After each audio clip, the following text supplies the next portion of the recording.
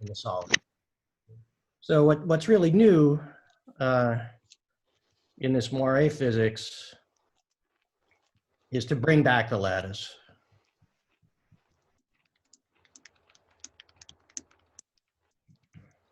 Okay, and not the original microscopic lattice, but a new lattice that results from the moire pattern.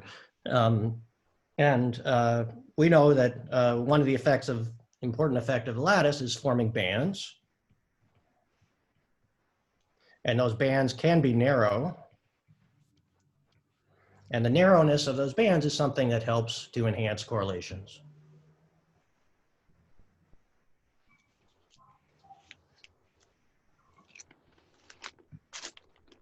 Now, I haven't been a good teacher in this school and attended previous lectures, but I have to assume people talked about the Hubbard model and the Mott transition in correlated materials.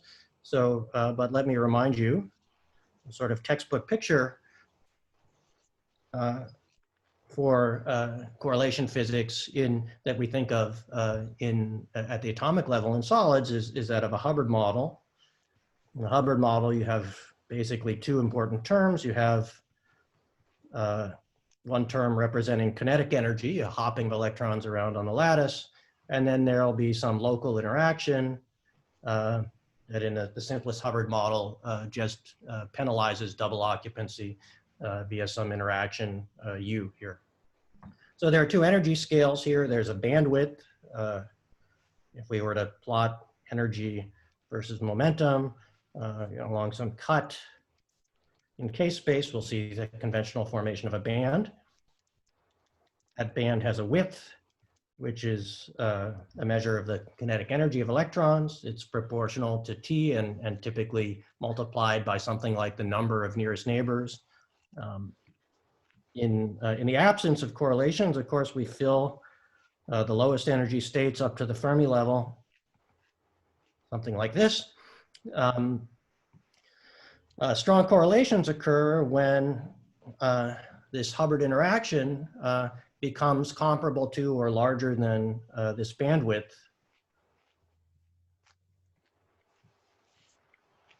And this criterion of strong correlations, this is the one that we associate with strongly correlated materials like transition metal oxides.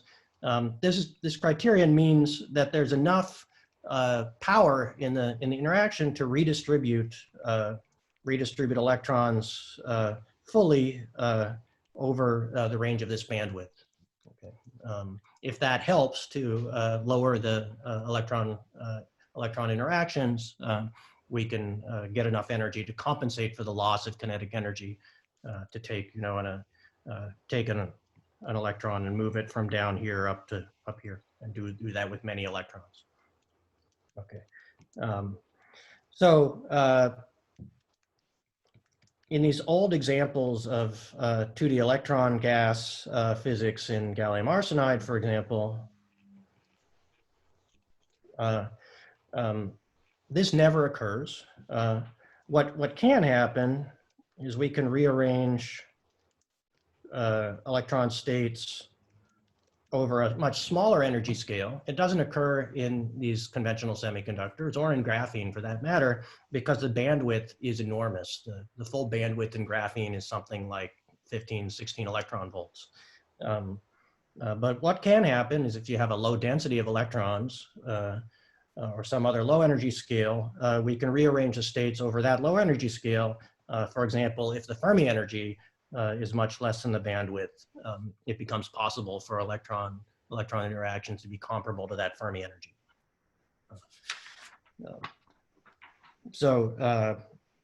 In these new examples of strongly correlated van der Waals multilayers, one is actually forming bands whose width becomes comparable to the Coulomb interaction. So that's a difference.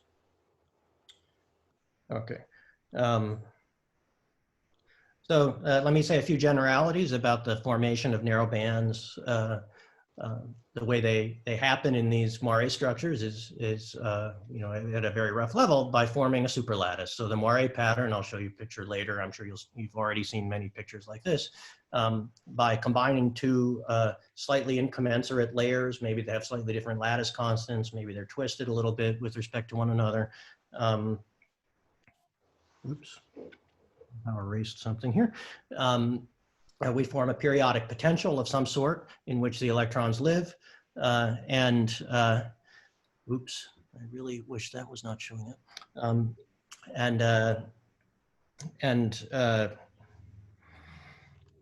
So the electrons will move around in that potential, and that potential, if it occurs over a large length scale, will create relatively narrow mini-bands.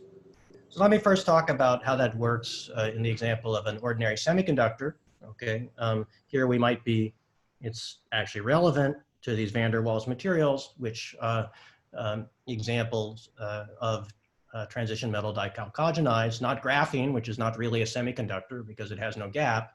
Other materials like tungsten diselenide, for example, these have band gaps that are a fraction of an electron volt.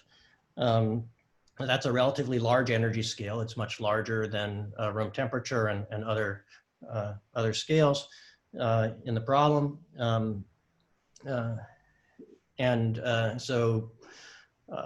What's relevant in these systems are the carriers which are either near the bottom of the conduction band, like the electrons over here, or near the top of the valence band.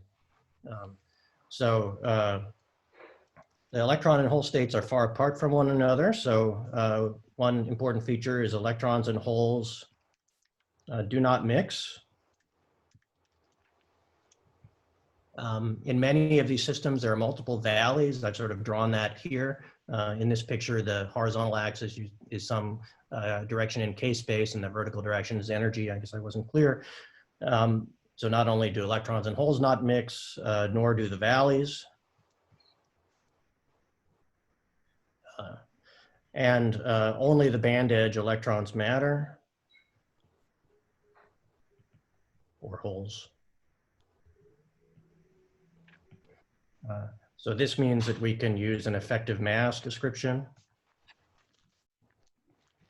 So the electron dispersion near the band edge is quadratic. So if we combine these low energy electrons or holes with a superlattice potential,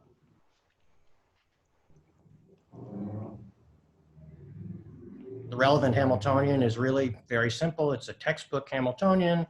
You have some kinetic energy, p squared over 2m, where this m should really be an m star. It's the effective mass of the electron or the hole in the semiconductor.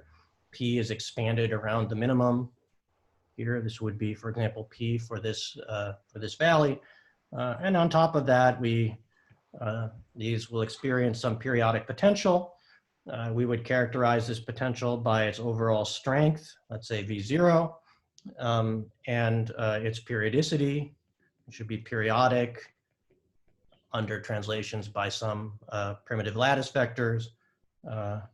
We could define reciprocal lattice vectors for the superlattice in the usual way. Then there are going to be two limits, okay? Again, familiar from the textbook. We could have a weak potential.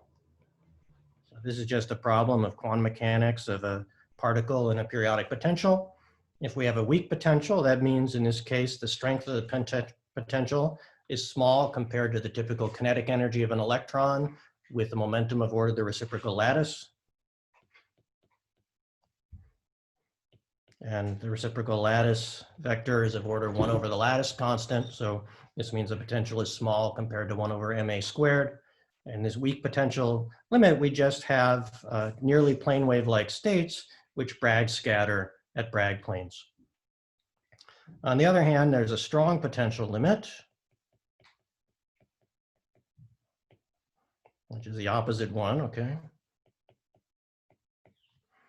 In this case, the electrons are really almost localized in the minima of V of R, and this is what's usually called the type binding limit.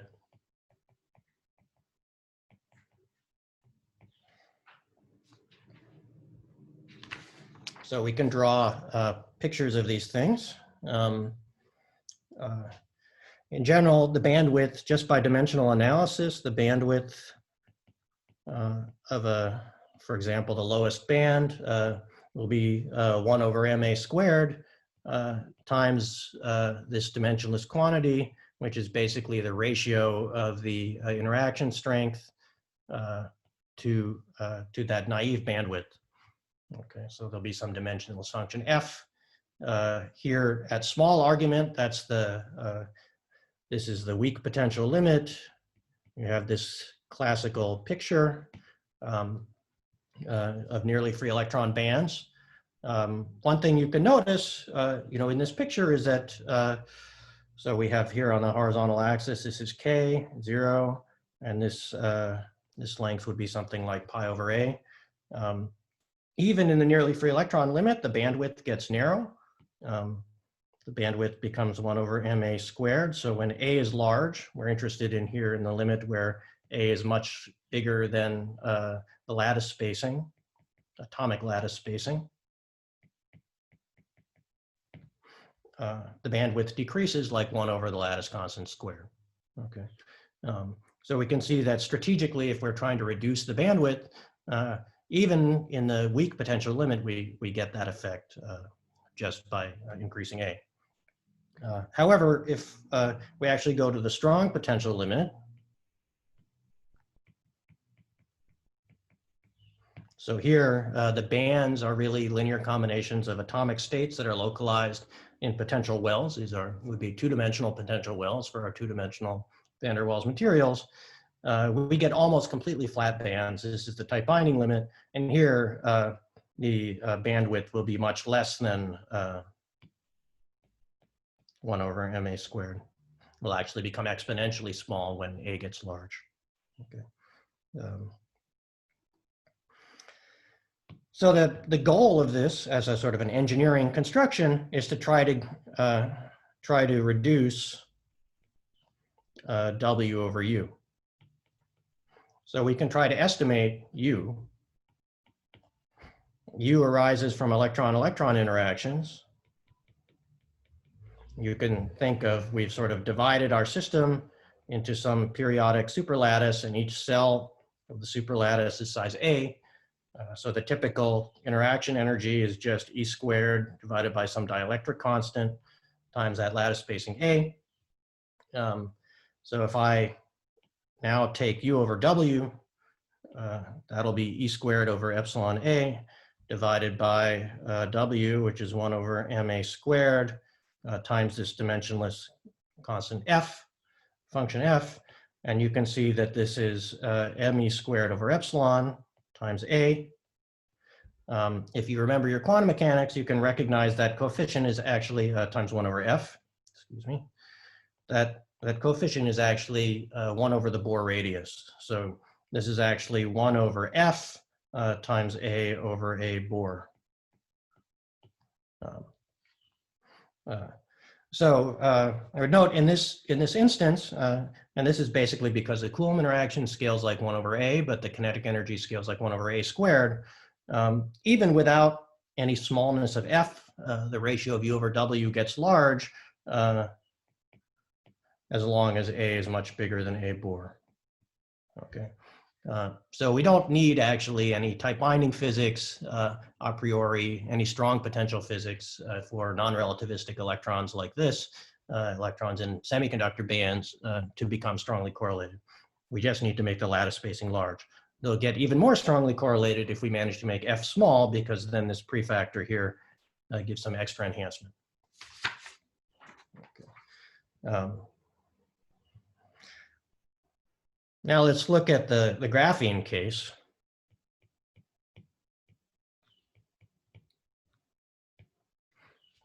Okay, we want to apply the same story, but now our kinetic energy is Dirac-like. So instead of a non-relativistic Hamiltonian, we should think that our Hamiltonian, instead of p squared over 2m, is basically something that scales like the effective speed of light. In that case, that's the Fermi velocity of graphene times the momentum. And then there'll be something like this periodic potential. In the case of graphene, this is more related to tunneling between graphene layers, typically, but we'll return to that later. I'm sure Alan will cover that pretty extensively in his, I guess, his second lecture. And I'll return to it in my second lecture as well. So here there's a difference. If we look in the weak potential layer, weak potential limit, sorry.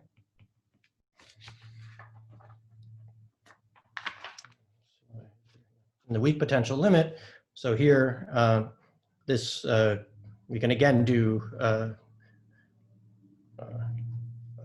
just do some dimensional analysis. Our potential has some scale A, which describes its periodicity. So there's a naive bandwidth, which is just V over A. But again, this will be a function of the strength of the potential divided by this naive scale. So V0A divided by the velocity V. So our potential is weak if V0 is much less than V over A, in which case we can think about the nearly free electron limit. Here again, we have K versus epsilon. The difference from the non-relativistic electrons is the spectrum goes, goes both positive and negative, and most importantly, it disperses linearly near the origin. I'm just folding back these linear bands into some zone here. And you can see that now the bandwidth, naive bandwidth is just V over A here, okay, because K has a bound of pi over A. Okay. There's some strong potential limit, which is less obvious. It's less obvious because Dirac electrons have no, their spectrum spans the full energy range from positive to negative. So it's actually not very easy to form bound states of Dirac electrons. They display what's called Klein tunneling. So exactly what the strong potential limit means is a little bit subtle, and it turns out to be very interesting. There's this phenomena of magic angles, which we'll hear about soon.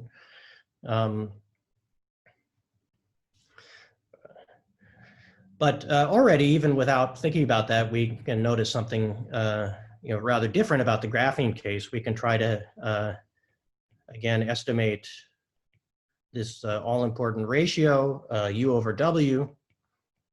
So the Coulomb energy doesn't change. It's always E squared over A. But our kinetic energy is now V over A times this function. And you can see since both the kinetic and potential energy scale like 1 over the lattice constant, actually the prefactor here is completely independent of A, and it just is multiplied by this 1 over factor F. So in particular, when F is of order 1, which is in the weak potential limit, there is absolutely no tendency to reduce the strength reduce the bandwidth relative to interactions or to enhance correlations. There's really no enhancement of correlations.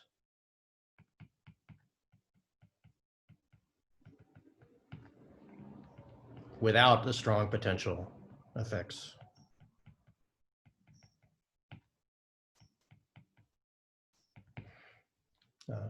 So in other words, you really need F much less than 1 in order to get,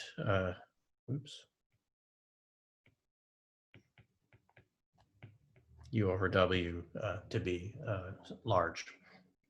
Okay, so that's an important difference in graphene. We don't kind of get this strong correlation effect for free.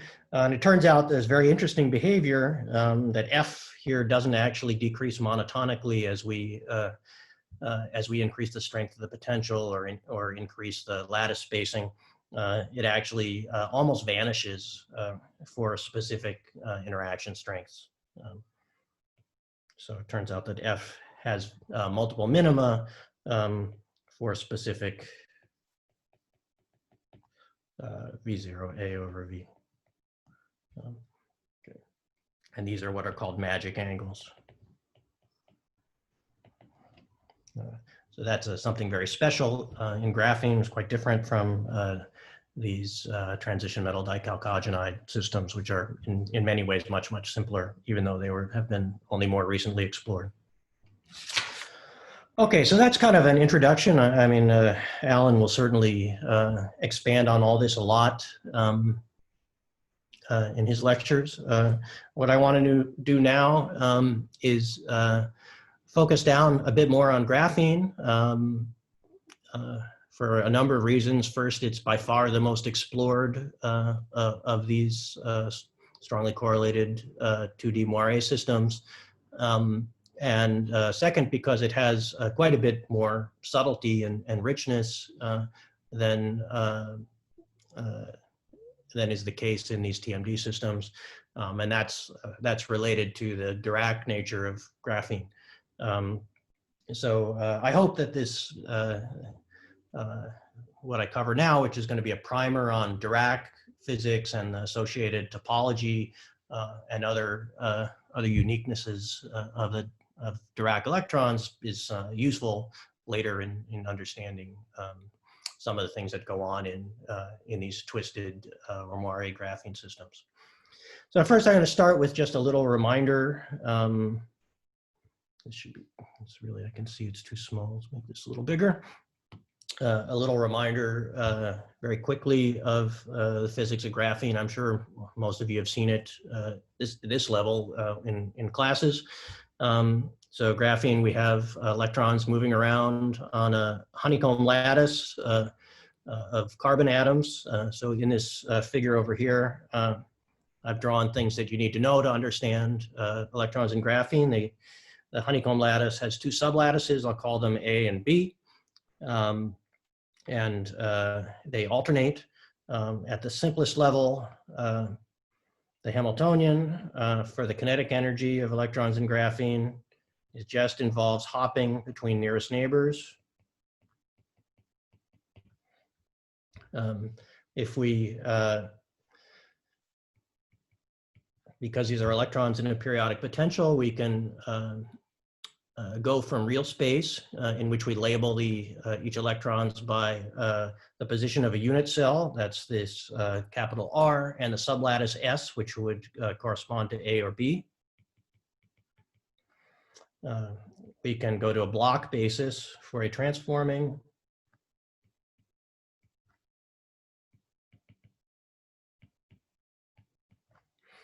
And our Hamiltonian in the block basis becomes diagonal in momentum. And so just a 2x2 matrix. Moreover, you notice that the nearest neighbor hoppings over here always connect sites of a different sublattice. So electrons hopping from site B always hop to a type A site, or vice versa. That means that our Hamiltonian here, written as a matrix,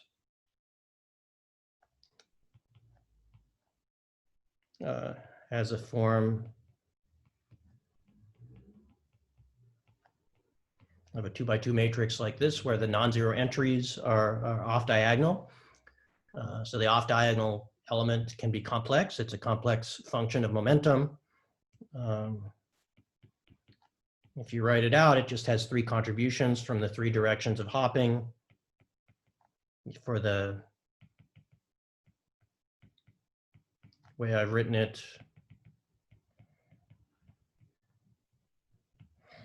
it looks like this. So there are three factors. The first one is hopping, let's say, from this B sub site to the A site here, which is I took to be the same unit cell. We can take this combination here. I've drawn it, a vertical bond here to correspond to one unit cell. So these have the same unit cell. This hopping is from a different one unit cell to another, and this is from one unit cell to another. So we get this function. It's easy to find the eigenvalues of this 2 by 2 matrix. They're just plus or minus the absolute value of f of k. That tells us that we have two bands which touch when this is equal to 0. So for those bands to touch, we need the full complex function f of k to vanish. And that occurs at 2 points in the Brillouin zone, occurs at this k point here and the k prime point, which are inequivalent. In this graphene honeycomb lattice, the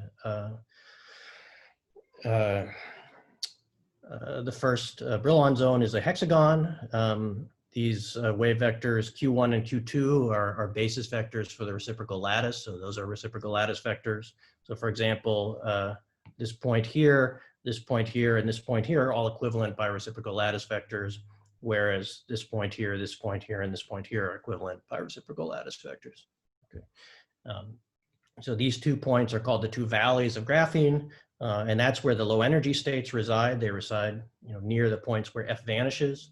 It vanishes at these points, K and K prime. So if you were to expand it,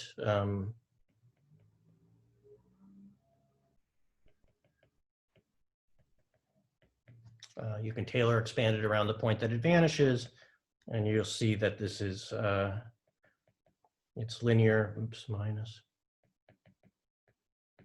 Linear in K, either plus or minus Kx minus IKy with some slope V, which is this Dirac velocity, and here V is 3t over 2. So we can work with these just the states in the neighborhood of K and K prime. In real space, this is equivalent to writing something like this.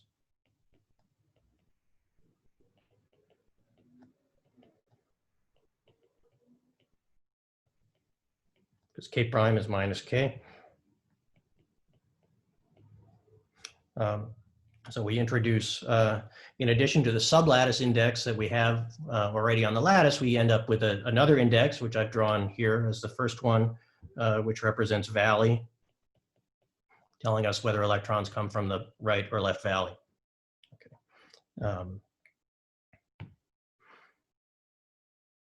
And then we can write the Hamiltonian. In real space, it becomes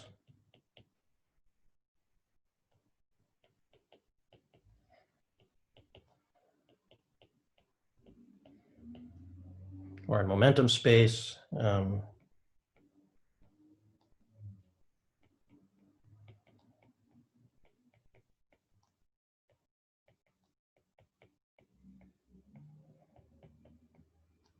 this. So here I've introduced 2 sets of Pauli matrices. So tau here operates in the sublattice space. We can associate indices on tau, which would correspond to the S of sublattice. And I've introduced another Pauli matrix mu, which describes the valley. So +1 is the K valley and -1 is the K prime valley.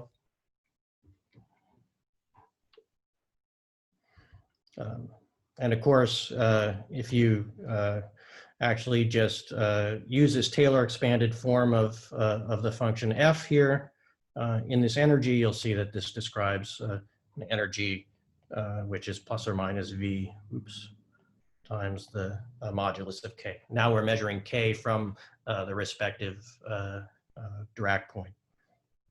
Okay, so this is very much standard treatment. You've probably done it in a solid state physics class of some sort, but you need to remember it when thinking about experiments and phenomena in graphene multilayers. That the electrons in graphene have certain quantum numbers. They can exist on a certain sublattice. That's where the Dirac structure comes from, and they can exist in a certain valley, which is related to their momentum, which Brillouin zone corner they come from.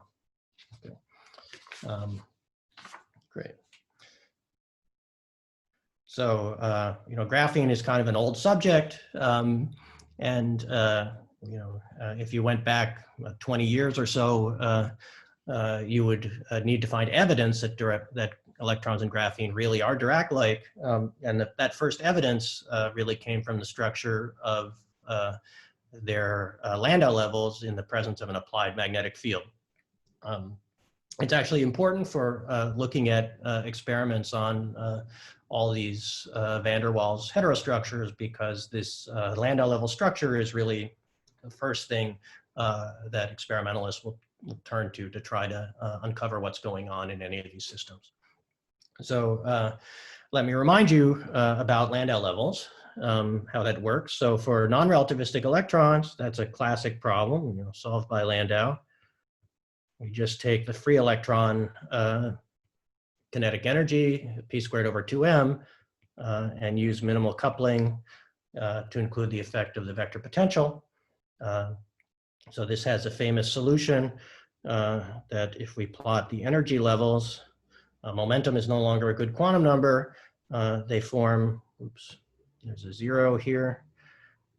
They form a series of evenly spaced simple harmonic oscillator levels with a spacing omega c, which is 1 over ml squared, where L squared is what's called, L is the magnetic length.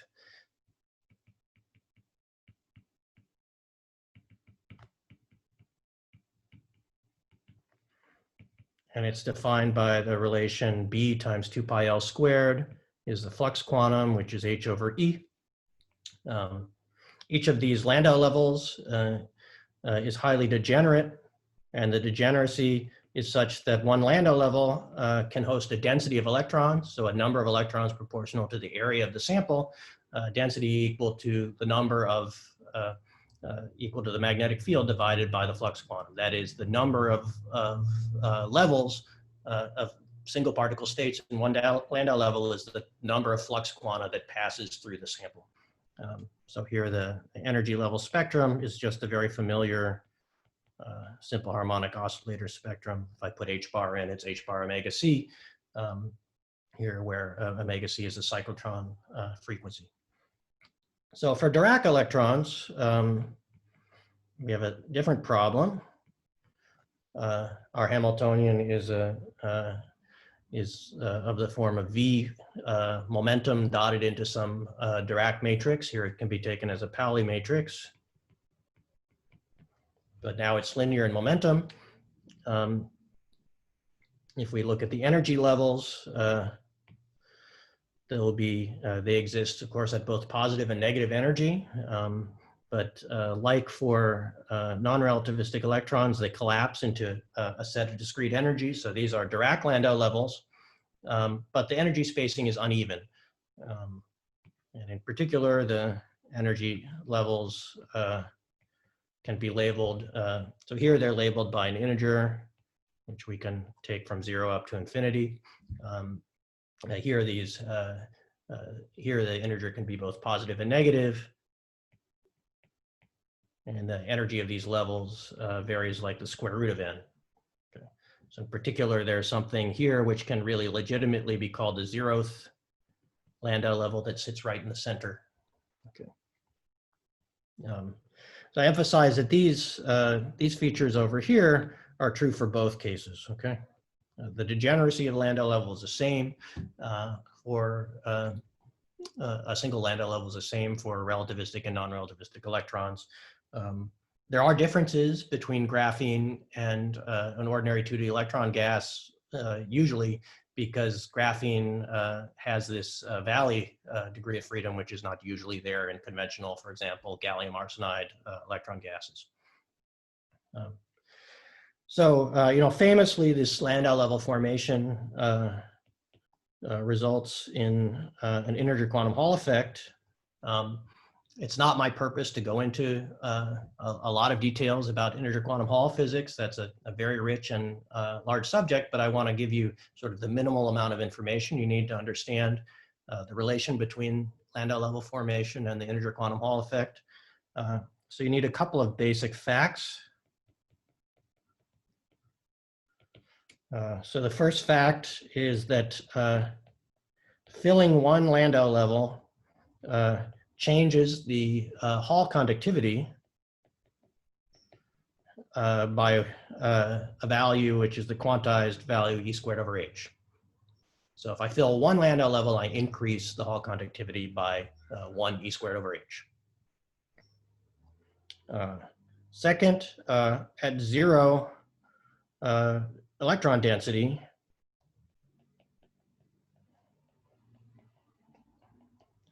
sigma xy should be 0. So we put no electrons in our non-relativistic electron gas. We have no Hall conductivity.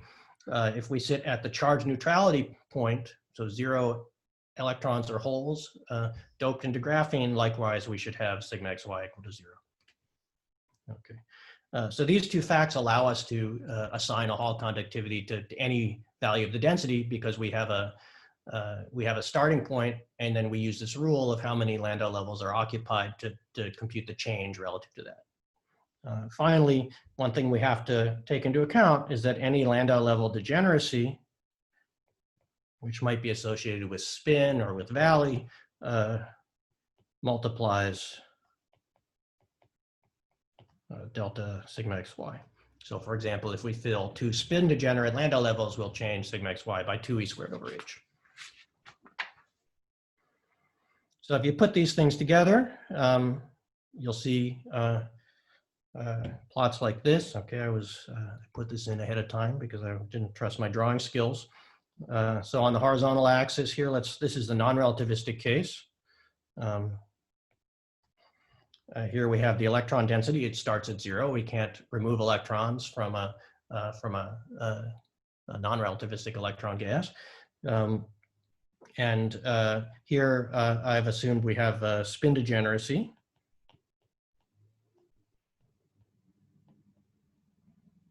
So every Landau level is twofold degenerate.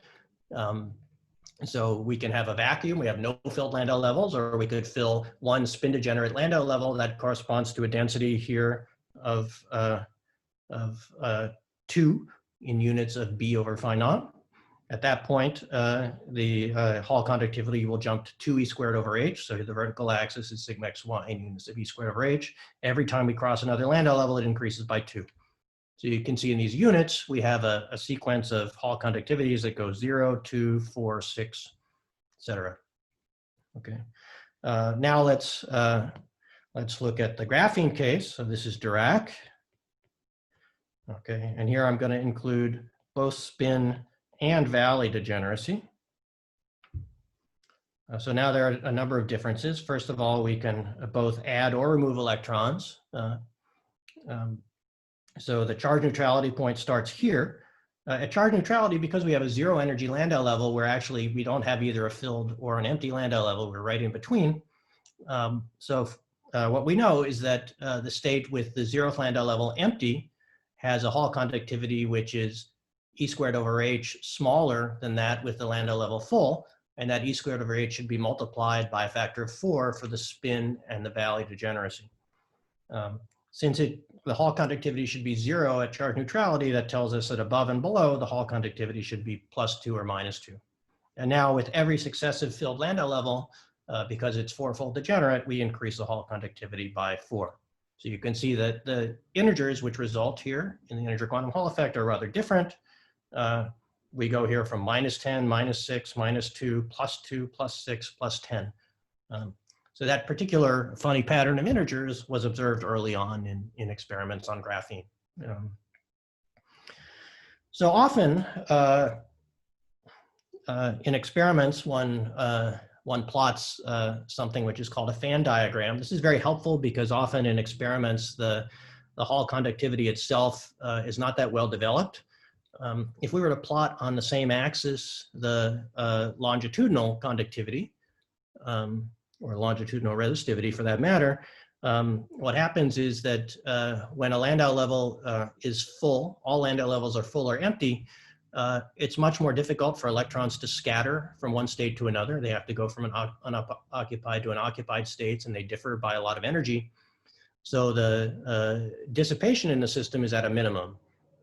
And that means the resistivity has a minimum in the middle of the quantized region. So in fact, if you were to plot the diagonal resistivity on a similar plot here, so this is rho XX, you'd see that it has maxima at the steps in the between integer quantum Hall states and minima in between. So often in experiments, even if the steps themselves are not that well developed, you can observe periodic oscillations in the resistivity, and that can be used to locate where the incipient Landau levels are. So a nice way to plot that is what's called a fan diagram. Experimentalists will have very fancy fan diagrams that are false color plots of the magnitude of resistivity versus magnetic field. Here's magnetic field and here's density. What I'm doing is just drawing lines on here which correspond to the minima of rho XX. So these minima on this plot have a very definite slope. Okay.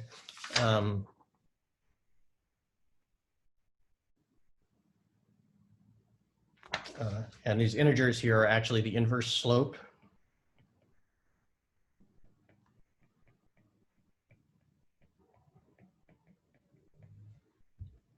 On this plot. So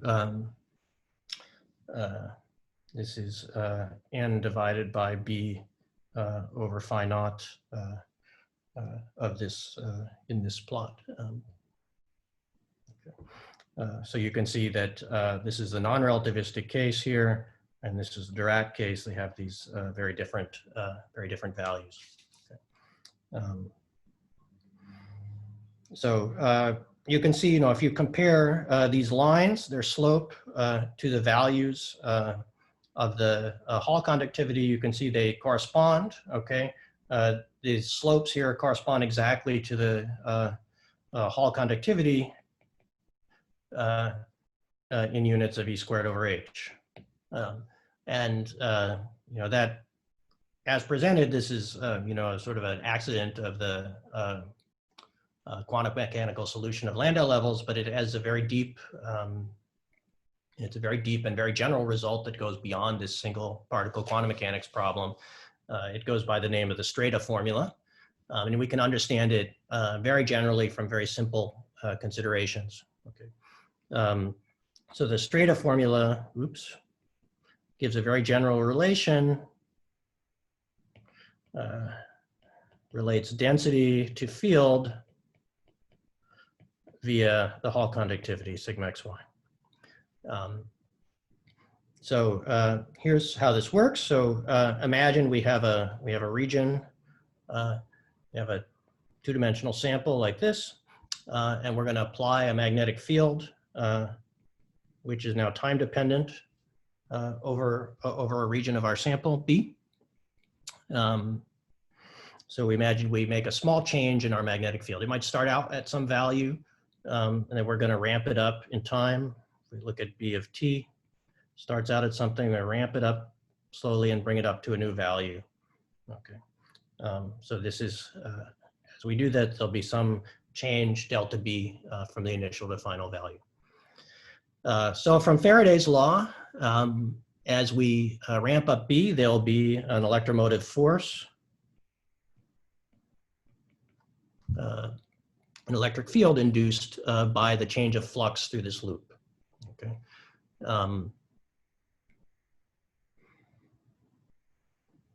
So what we know is the integral of E dot dl around this loop will be related to the time derivative of the flux, which will be the magnetic field times the area. Okay. This integral, so this is an instantaneous electric field that occurs at some time during the process, both before and after the electric field goes to zero. Only while we're changing the field does the electric field exist. And this electric field, let's take a circular loop, will be 2 pi times r. And the area here will be pi r squared. Okay. So we'll get that E is minus R over 2 dB dt. So if we have an electric field like this and there exists a Hall conductivity, then there will be a current. So everywhere here, the electric field is tangential. So there'll be a current which flows either into or out of this region. It flows normal to the electric field. Okay. And J, oops, I should use red here. I'm not going to try to get the sign right. J will be the Hall conductivity times the electric field. That's the current density. Okay. The total current I, which goes into the circle, will be J times 2 pi r. Okay. Which will be sigma xy E times 2 pi r.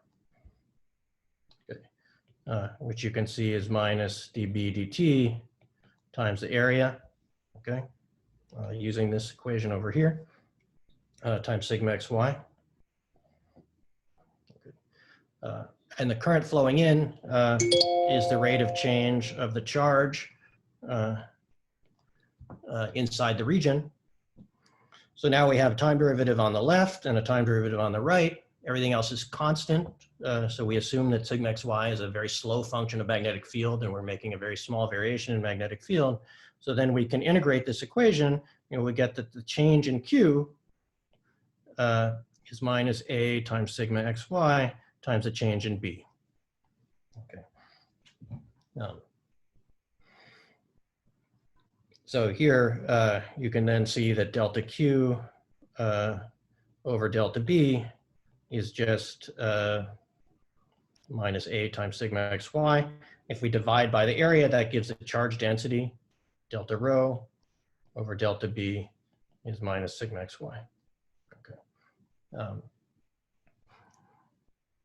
So this is, this factor is exactly the inverse slope, and you can see it's always related to sigma xy. If I did everything properly, putting in factors of E to connect rho to the electron density and H bar where I need to, you'll get that this is in units of E squared over H. So this is a very famous Strata formula. It tells us that very generally the slope on these fan diagrams gives a measure of the local Hall conductivity. Okay. So that's important. We'll use that.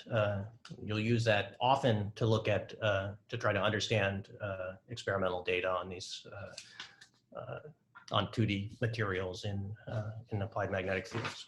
Okay, I spent a lot of time on that.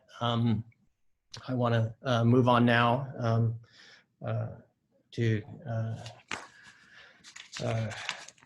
get away from that very basic introduction and talk about graphene and its Dirac properties and how that's related to a lot of interesting phenomena and to topology. Okay. So the basic idea here is that we're going to be interested in heterostructures consisted of a number of layers of graphene. And in general, in these van der Waals materials, it's a fact that the coupling between layers, even though they're stacked only atomic distances apart, is actually weak. Okay, so we always have weak coupling, at least compared to the basic atomic scale interactions in a single graphene layer between between 2D materials. So that means what we really care about as far as graphene, or for that matter, any other 2D material, are kind of phenomena that we can observe with relatively small perturbations of a 2D layer. Okay. Graphene is particularly interesting in that regard because graphene is not an insulator. It's a semi-metal, and actually has a lot of interesting states, many, if you like, adjacent states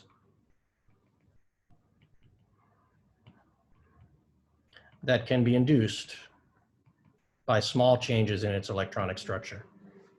Okay, so in theory, it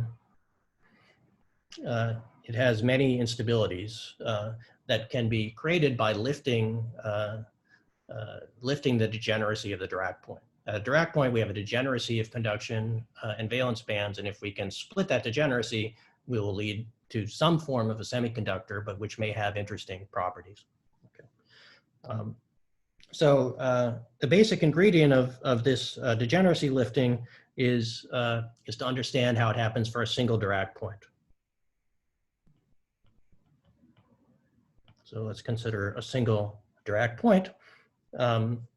So for example, we can assume that there's no mixing of K and K prime valleys, and that whatever perturbations we add to our or induce in our graphene system are spin independent. So we can consider each spin polarization separately.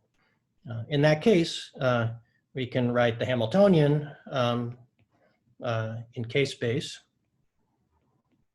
in the vicinity of our Dirac point.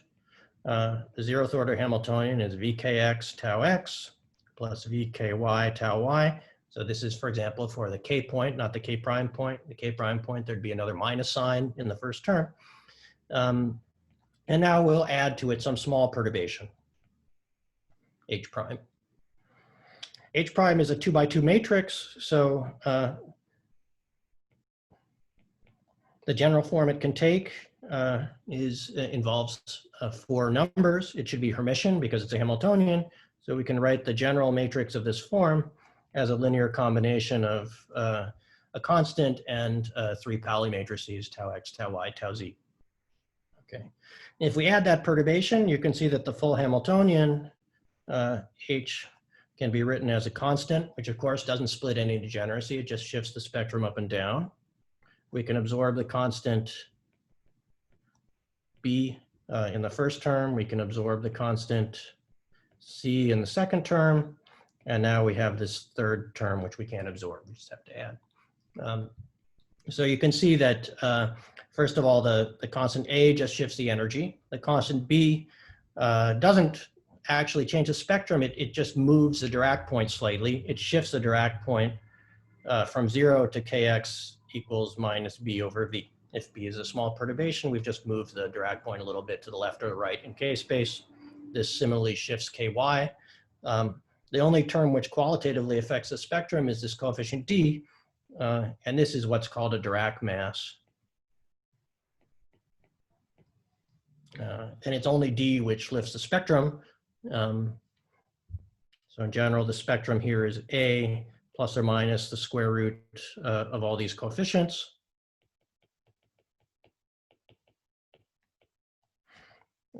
And so if we think about our energy versus momentum, this Dirac cone will get split by an amount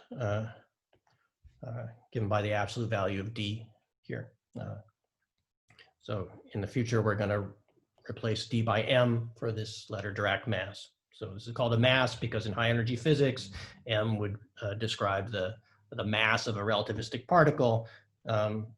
Around its minimum, the energy here will be plus or minus square root of M squared plus V squared K squared. Okay. What's the meaning of this mass? Well, it's useful to ask about the symmetry of this mass. So in our graphene system, graphene has an inversion, or equivalently a C2 twofold rotation around an axis normal to the plane. So you think about a hexagon of graphene. We have these sublattices A, B, A, B, A, B. If you do a twofold rotation here, you can see that the sublattices interchange.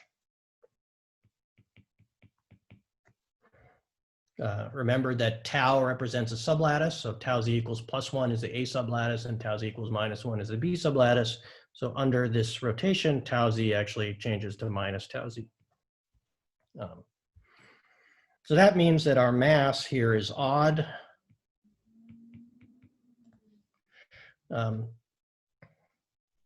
Okay, so having such a mass will break this C2 symmetry.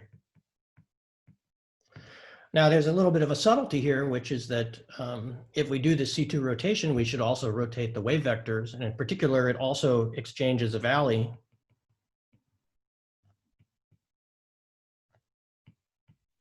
K interchanges K prime.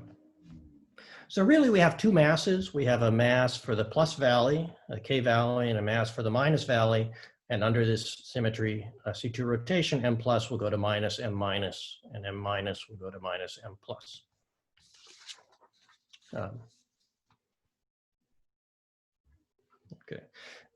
So a nice way to write this perturbation is to think about our mass as the following way. We can have one mass, which is the same for both valleys, and another mass, which would be opposite for the two valleys. Remember, mu denotes a valley and tau denotes a sublattice. Both of these, if we look at one valley, for example, at tau z equals +1, the mass is M0 plus M1. If we look at the other valley where mu z is -1, then the mass is M0 minus M1. Okay. So this mass M0, this breaks C2. And that's because according to this C2 symmetry, we have tau z goes to minus tau z, but also because the valleys are exchanged, mu z goes to minus mu z. Whereas this mass does not break C2.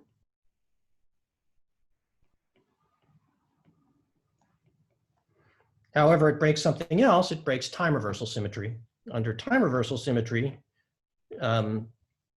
we exchange the two valleys because momentum changes sign, but we don't interchange the sublattices. We don't do anything to space. So this one breaks time reversal.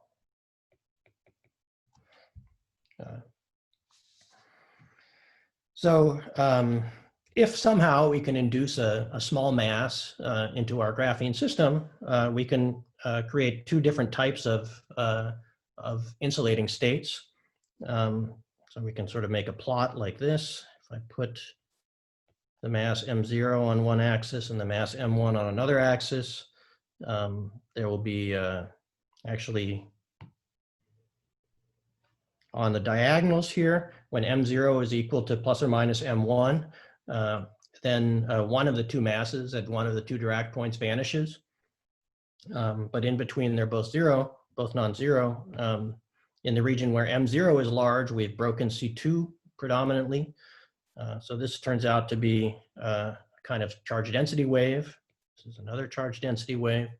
When M1 is broken, but M0 is small or zero, we've broken time reversal. This turns out to be what's called a Chern insulator. How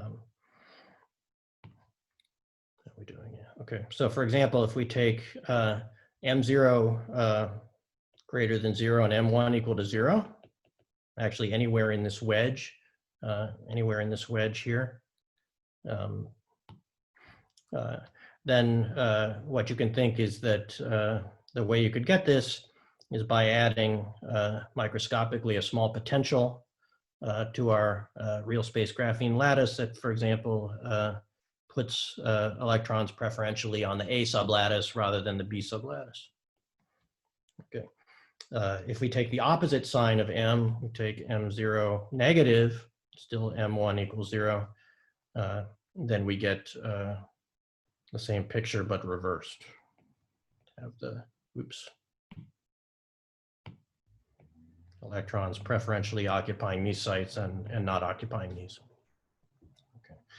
On the other hand, if we take M1 positive and M0 equal to 0, this corresponds to not breaking C2 symmetry at all. It's kind of fully, all the point group symmetries of the lattice are preserved. It's an example of what's called the quantum anomalous Hall effect. This was very famously discovered first by Duncan Haldane in what's now called the Haldane Model. And this actually gives rise to, in the absence of any applied magnetic field, mind you, a Hall conductivity, which is determined by the sign of M1 times E squared over H times a factor here P, which is due to the spin degeneracy. Okay. So the charge density wave structure is kind of easy to understand. You already can work it out from what I told you about graphene. The occurrence of this quantum anomalous Hall effect is not so obvious, and that requires some understanding of how the Hall effect is related to band topology. So that's what I would like to talk about now. I guess I have about 15 minutes, is that right? Sorry, I was unmuted. Yes, you have 15 minutes. Okay, good. Okay, now we're getting to the probably the more interesting stuff. So I want to give you a kind of quick summary.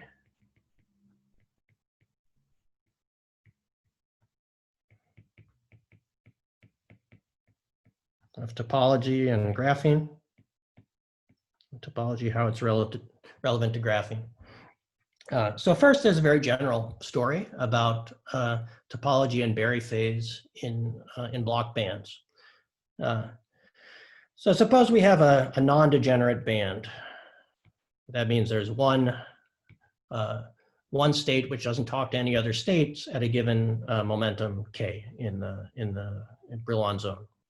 So according to Bloch's theorem, we can write the Bloch wave function as e to the I k dot r times some periodic part, which has a periodicity of the unit cell. And if we vary k a little bit, this periodic part will vary as a function of k, and we can kind of measure its variation by what's called the Berry vector potential. That's the imaginary part of the overlap between the state at k and a small change that is a gradient of the same state at a nearby k. So this is called the Berry gauge field or Berry vector potential, sometimes called Berry connection. It's like a vector potential in quantum mechanics in the following sense. Bloch's theorem tells us we can always write the wave function in the form I've given, but there's a phase ambiguity. We can always,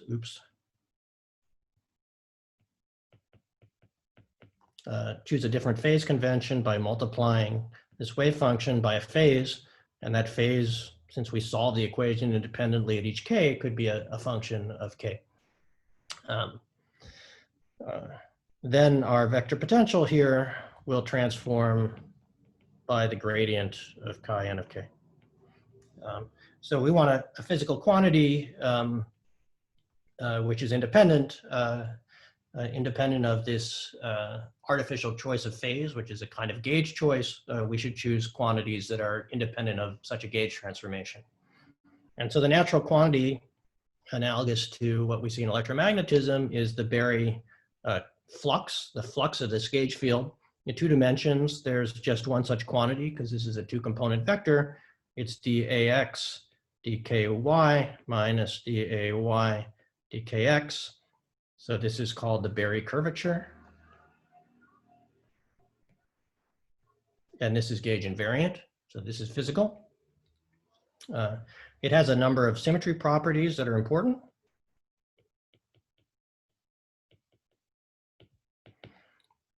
So if the system has inversion symmetry, or C2, you can check that inversion symmetry changes k to minus k, but doesn't change the Berry curvature. So the Berry curvature in such a system should be an even function of k. If the system has time reversal symmetry, time reversal has the feature that it also takes k to minus k, but in addition, time reversal involves complex conjugation.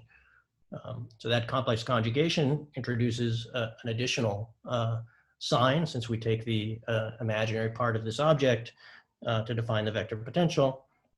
So if we have time reversal symmetry, we need that Bn of minus k is minus Bn of k. So any system that has both time reversal and inversion symmetry has to have a Berry curvature which is both even and odd, and hence it's 0 for all k. Okay, and this is the case for graphene in zero magnetic field. Okay, so there's a caveat here. One way out is that we can actually define this Berry curvature and define this Berry gauge field for the case of a non-degenerate band. But in graphene, there are two important points in case space where the band is not non-degenerate, it's degenerate, and those are the Dirac points.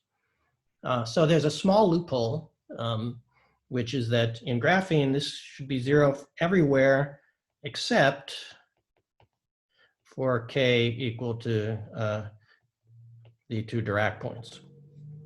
Okay, well, that's a set of measures 0. Clearly, this function b should just be 0 everywhere. And it is, but we can imagine there's something, a sort of a delta function that could be present at the Dirac points. And you can check, indeed, that that is basically the case. If you construct the integral a dot dk in a loop that contains, for example, one of the Dirac points, this will give you plus or minus pi. Now, I have to emphasize that there is this plus or minus sign. Okay, the plus or minus sign is not, as is often the case when I write a plus or minus sign, it's not my laziness and not being careful about the signs. It's actually ambiguous. It's ambiguous because it will depend actually on the choice of phase convention you make for the wave function. In particular, we can always choose, we can make a gauge transformation in which our function chi winds. So we want e to the I chi to be single valued here, but we can make our function chi wind by plus or minus 2 pi, and that will shift this line integral by 2 pi times an integer.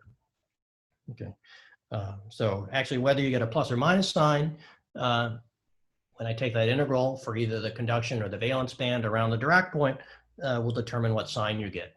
So the sign is ambiguous, but you can never get 0. You always get plus or minus pi. So this, in some sense,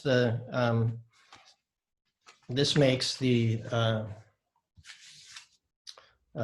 this makes a Dirac point. It's kind of like a vortex in a complex field,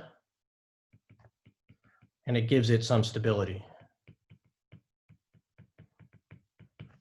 So the stability of Dirac point in graphene is a little bit like, and I'm saying this very loosely, a little bit like the stability of a vortex in a superconductor, for example. If you want to make that a little bit more clear, you can go back to the Dirac Hamiltonian and look at it, in the vicinity of, for example, the positive Dirac point, the k Dirac point. Looks like this, and you can see here, this is our function over here. This is our function f of k, and it indeed has a phase that winds by 2 pi. If I go around a loop, actually minus 2 pi around that point. Okay. So note that there's a factor of 2 difference. The Hamiltonian, which of course has to be single valued, winds by an integer multiple of 2 pi if I go around the Dirac point. But the Berry, the net integrated Berry phase, so integral of this Berry curvature around the Dirac point is a multiple of pi. Okay. So this is all a long-winded way of saying that, the Dirac point in graphene, it doesn't really have Berry curvature.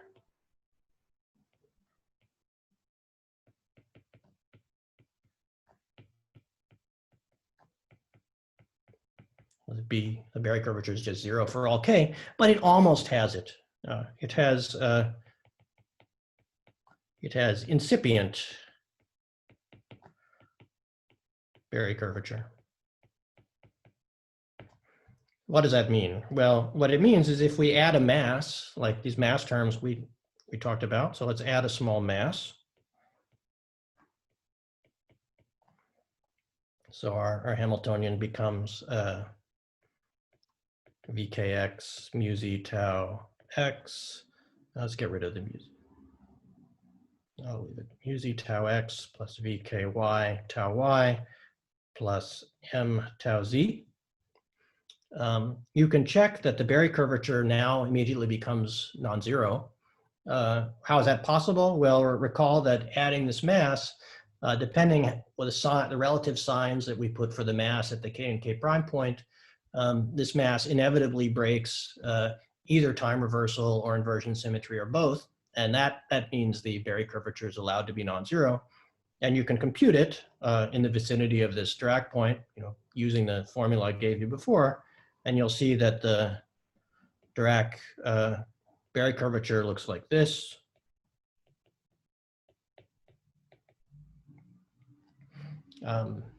If I were to plot it, it'll have a peak around the Dirac point. So this is k measured relative to the Dirac point. And it will either be positive or negative depending on the sign of the mass. Positive for one sign of mass and negative for the other sign of mass. And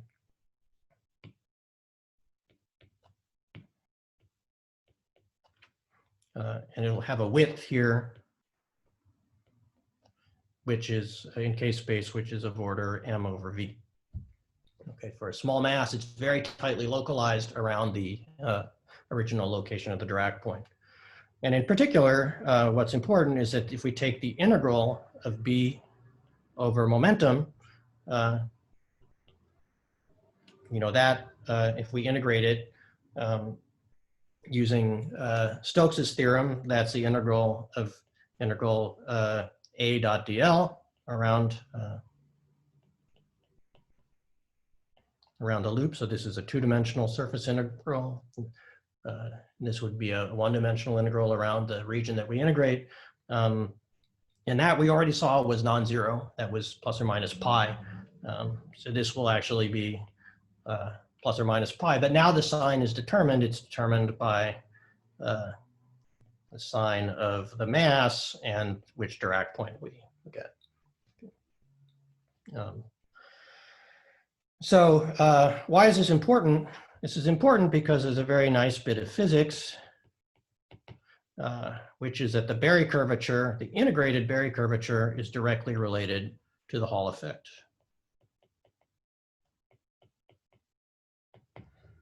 So there's a very nice formula.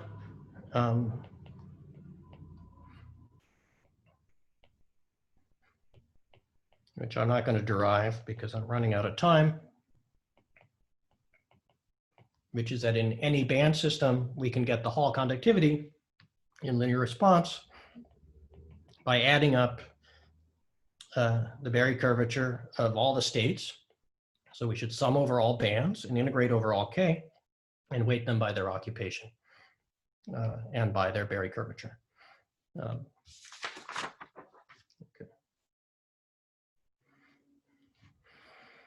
So this is a very general formula, basically tells you that bands that have a large Berry curvature give large contributions to the Hall conductivity.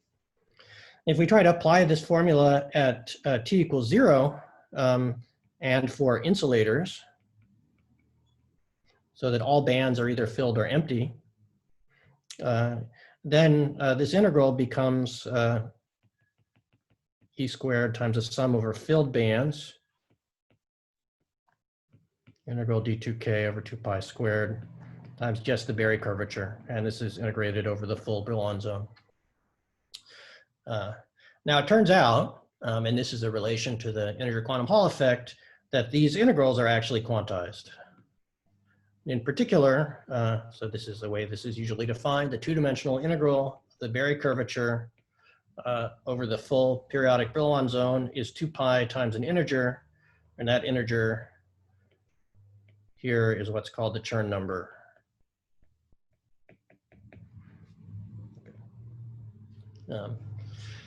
So putting everything in here, you'll see that the Hall conductivity is E squared over H. H in this case is actually 2 pi H bar, and I took H bar equals 1, so this appears like just a 1 over 2 pi. Times the sum over the occupied band, so the sum over all n such that the bands are all have energy below the Fermi energy of Chern numbers. And since each one of these Chern numbers is an integer, this tells you that sigma xy should be quantized. So this situation, when this total sum is non-zero, is an example of the integer quantum Hall effect, and it's called, these are called Chern insulators. Now for our graphene Dirac system, recall that if we took the two-dimensional integral of b of k around one of these Dirac points, we got plus or minus pi, not 2 pi. Okay. So this looks like a contribution to a Chern number of plus or minus a half. And yet there's this famous theorem that this integral, so this is a Chern theorem, that the Chern number should be quantized in integers. How do we get half integers? Well, we get half integers because a single Dirac point is only part of a band. It's always, the Dirac point at k is always accompanied by another Dirac point at k prime. So for our graphene system, we should consider the sum over all the Chern numbers, which will be the sum over all the Dirac points, including both spin and valley degeneracy, of this contribution of pi. Because of the 2 pi here, we need to divide it by 2 pi. That gives pi over 2 pi, which is a half, times the sine of the mass of the Dirac point and times the valley. Okay, I guess I'm at an hour and a half. Kind of like to go for another 5 minutes if that's possible. Andy, will you allow me? I will. So as far as I'm concerned, it's fine. So yeah, please carry on, but probably not too much longer than 5 minutes because it is getting late over there in Europe. Yeah. 5 minutes just to Okay. just quick application of this formula, and then we'll start. Great. Okay. So let's look at this in a couple of examples. Okay. So we have this charge density wave state. In that case, our Hamiltonian was just perturbed by an equal sign mass for the two Dirac points. Okay, it's the same for both valleys and both spins. So here, the sum of the Chern numbers will be a factor of 2 for the spin. And then we'll get, applying the above formula. Okay, we're applying this formula here. Oops. We get a half times the sine of M0 for the K valley. And then we get a minus a half times the sine of M0 for the K prime valley. And so we get 0. This is as it should be. Charge density wave doesn't break time reversal. It should have 0 Hall conductivity. Okay. Next example is this Haldane state, quantum anomalous Hall effect state. So here the perturbation is M0 tau z mu z. So now our sum over n of the Chern numbers is 2 times spin. We have a half of the sine of M0, and now plus a half of the sine of M0, because there's an additional factor from this mu z here. So we can see that this just gives 2 times sine of M0. So in other words, plus or minus 2. So that indeed corresponds to the quantum anomalous Hall effect. There are other nearby states we could choose if we allow ourselves to break more symmetries. We could, for example, break spin rotation symmetry.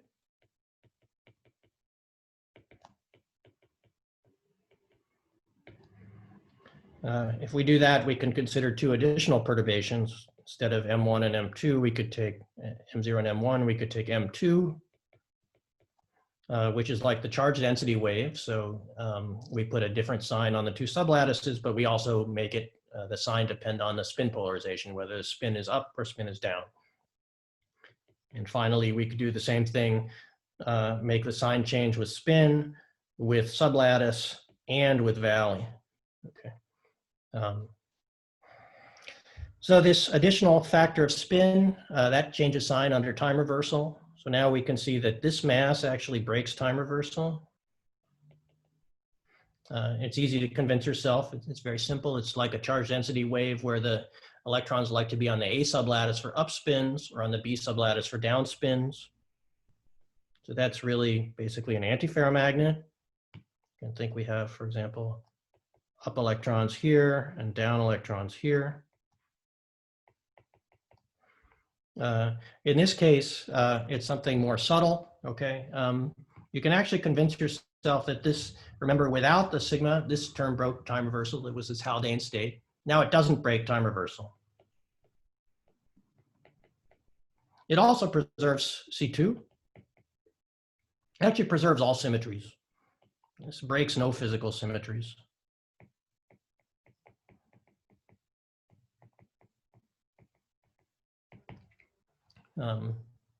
If you use this Chern number formula, you'll be able to check that for all these cases, the sum on n of Cn is 0. None of these two has a quantum anomalous Hall effect.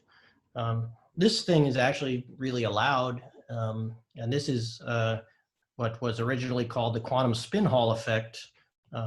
This is in general present if spin rotation symmetry is broken, but no other symmetries are broken. It requires spin orbit coupling. And these days, this would be what's called a Z2 topological insulator.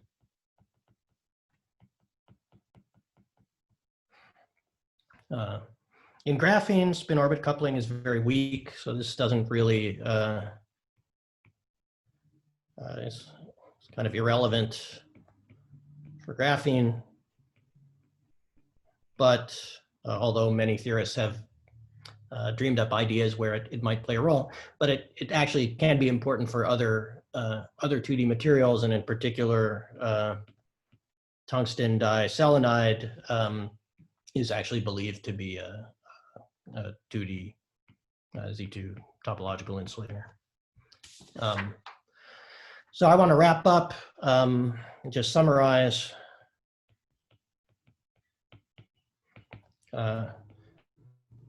We talked, after a general introduction to 2D materials, I tried to talk a bit about single layer graphene, and in particular, try to give you a bit of a primer on what you need to know to understand some of the physics of these twisted and moire graphene structures. What's very important is the Dirac point is kind of close to many different insulators.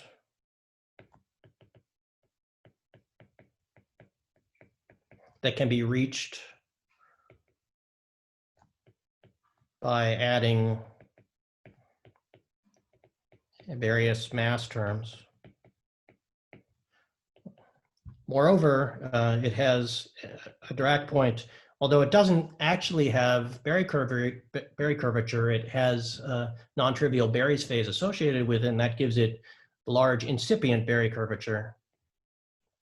Again, the meaning of this is that a very small perturbation actually creates a large integrated Berry curvature in a Dirac point. That means by making small perturbations, by coupling Dirac points in different layers, for example, in a twisted structure, it's possible to induce pretty large Berry curvatures in the bands that result. And that is related to the formation of large anomalous Hall effects and related phenomena in moire structures. That'll be it for today, and you'll hear a lot more about these moire materials from Alan McDonald in the next two lectures, and I'll come back on Saturday to talk about some related things. Thanks. All right, Leon, thank you very much. That was a really excellent introduction to all of this stuff.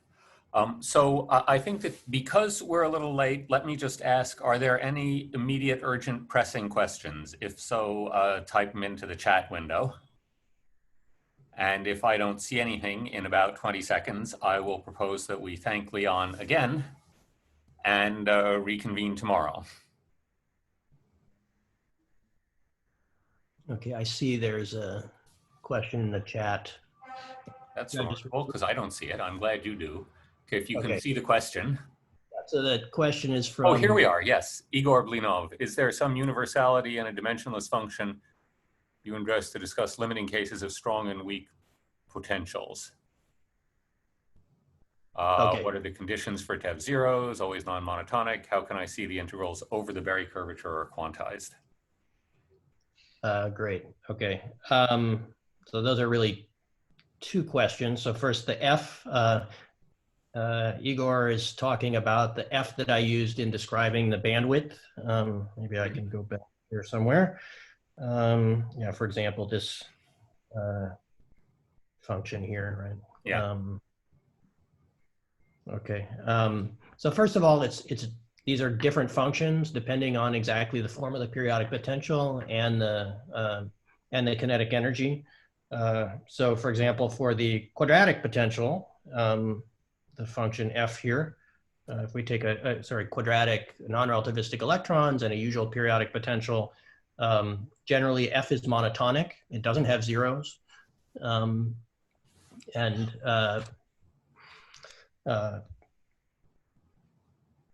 But for the Dirac case, I don't know that there's really a general understanding. There's a, what we know is there's a certain special model, which is called the Chiral Model, which is a close approximation to the somewhat close approximation to the actual band structure of twisted bilayer graphene. In this chiral model, one preserves this kind of symmetry under interchange of the two sublattices. There's a sense in which the Hamiltonian is only non-zero between two blocks, two disjoint blocks. For that chiral model, F actually vanishes at specific values of its argument. And that's something you can see that it's possible using chiral symmetry. There's some recent work, maybe Alan will talk about it, with John New, where they have a semi-classical understanding of that. In general, if we go away from the chiral model, F never vanishes, but it gets very, very close, almost vanishes. And that's the phenomena. In the real system, F is not going to vanish. It's too much for the entire energy of a band to vanish as a function of a parameter. But that's some sort of quantum interference phenomena. I don't feel like we have a very good intuitive understanding of it, but that's interesting. Okay, so the second question, which is really completely different, is can I see the integrals over Berry curvature are quantized? So it's not that easy to see, but it's not that hard either. So the idea is the following: that Chern, the quantization theorem is really proven for the integral over a full Brillouin zone, and that's because let me find it somewhere here. So we're looking at the same thing. It uses the fact that the Brillouin zone is periodic. In particular, we can we can relate the wave function. If I take a wave function at one side of the Brillouin zone to the other, they're related by just a phase factor. So then we try to use the Chern theorem, try to use Stokes' theorem. Remember that the magnetic field here is the curl of the vector potential. So the integral over an area should be the integral, the line integral around the boundary of the vector potential. But the periodic Brillouin zone doesn't actually have a boundary. So naively, that line integral is just zero. So very naively, the integral of the Berry curvature should not only be quantized, should be quantized at zero. The reason it's not quantized at zero is because of the phase ambiguity in the wave function. that phase ambiguity introduces some ambiguity of a factor, integer multiple of 2 pi. The way that arises in practice is to define the Berry curvature and to use Stokes' theorem to define the vector potential. One has to choose a locally smooth vector potential, but it's not guaranteed that you can match the vector potential from one side of the Brillouin zone to the other, fully around the periodic Brillouin zone. But you can show that you can match it up to a net ambiguity in that integral of 2 pi times an integer. So ultimately, the 2 pi quantization comes from the phase ambiguity of the wave function and the periodicity of the Brillouin zone. And the reason why you can get an answer of pi for a single Dirac point is because the integral is not taken over a periodic region. It's taken over an open region. If you want to do better than that, I have to go into actually some patch construction to think about how to locally define the vector potential. Right. Okay, great. So thank you very much, Leon. So with that, I think I will conclude this session. Thank you all for participating, and see you all tomorrow. And thank you very much for a wonderful lecture, Leon, and we'll see you on Saturday, if not before. Yep. Okay, thanks, Andy. No, I'll tune in for some of the lectures. Great. Okay. Bye, everybody. Bye.